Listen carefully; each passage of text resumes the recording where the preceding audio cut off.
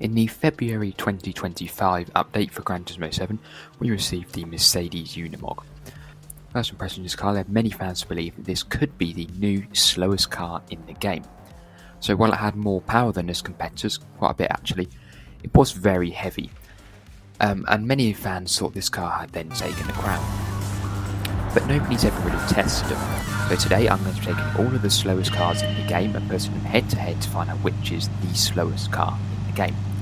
Before we get into it, make sure to like and subscribe so you don't miss out on future videos. I'm going to be picking 8 of the cars which I believe are the slowest in the game. I'm going to be picking these cars for many reasons such as power, weight and times that people have already recorded and so on. So the first car here is the Toyota Hi-Medic. So 157 horsepower is actually quite a lot to be fair, but weighing nearly 2.9 tonnes it is by far the heaviest car in the game and it has the aerodynamics of a fridge, so I don't think it's very fast. Next up, these Willys Jeep. Spoken about this car a lot on the channel, obviously made for World War II, so a very old car and not really made for fast, not really made to be fast anyway. 60 horsepower, a bit lighter than the ambulance, but once again quite old. Another car from World War II is the VW Beetle. This car with just 33 horsepower. Next up, the Renault 4 with 34 horsepower, newer than the previous 2 cars we've spoken about. It'd be good if we had the 2CV in the game, but unfortunately we don't, or in GT7 anyway. Then the Fiat 500. Now this on paper is the slowest car in the game, and with just 17 horsepower. That's shocking. We'll also have this VW T1 camper van, sandbus, whatever the hell you want to call it.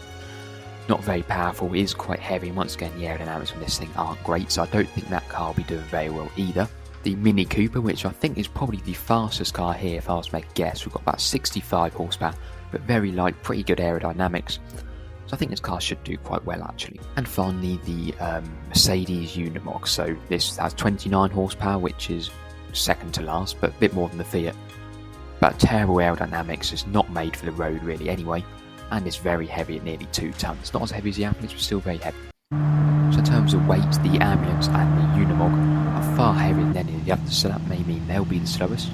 But let's not forget the Fiat has a pitiful 17 horsepower, so that could be the slowest.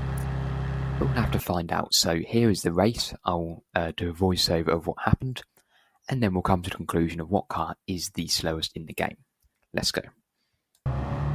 As you can see here, all the cars, nothing really jumping off the line here if I'm being honest. The ambulance and the Willys Jeep seem to do quite well, overtaking literally everything else. The ambulance even getting into first place there. But look at the Mini Cooper, look at that. Jumping into first place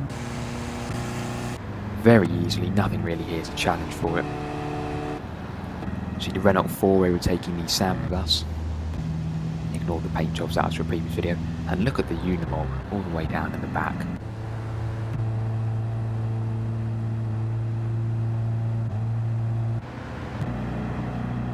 So it's worth noting I'm not going to be doing the full race as that will probably take hours. So I'm just going to be doing a section just once it's kind of clear who's in what position really. So the Mini Cooper is obviously in first place, the ambulance second, Willys Jeep third. But the Beetle is catching up. Renault 4 a little bit behind, way long back the VW bus and the Fiat, and then the Unimog which has only just left the starting line. I mean that is shocking. Here goes the Beetle now overtaking the Willys Jeep. I'd like to think that the World War II People's Car could overtake the World War II Army truck, and there it does. Beetle going into third place. And the Renault 4 starting to catch up here as well.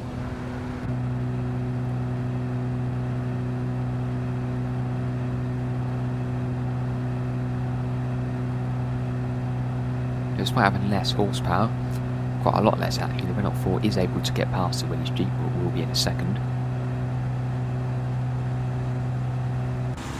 There we go. And here we have the Fiat 500 now about to overtake the VW bus with a little bit of slipstream. Obviously the Fiat's a very small car and the bus is quite a big car, so slipstream does really help. It's a fight to get past considering they're both so slow, but manages to do it. And we're going to end it there. So here are the final positions. We have the Mini Cooper in first, obviously. Nothing behind it for miles. Then we have the ambulance In second, by a long way actually. At the bottom of the hill we have the Beetle. The Renault 4 probably would have got it had it been a bit more time.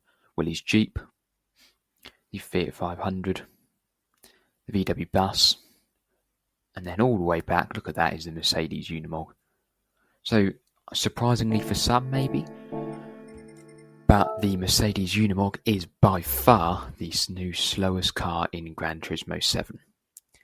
So there we are, that answers the question. Thank you for watching, goodbye.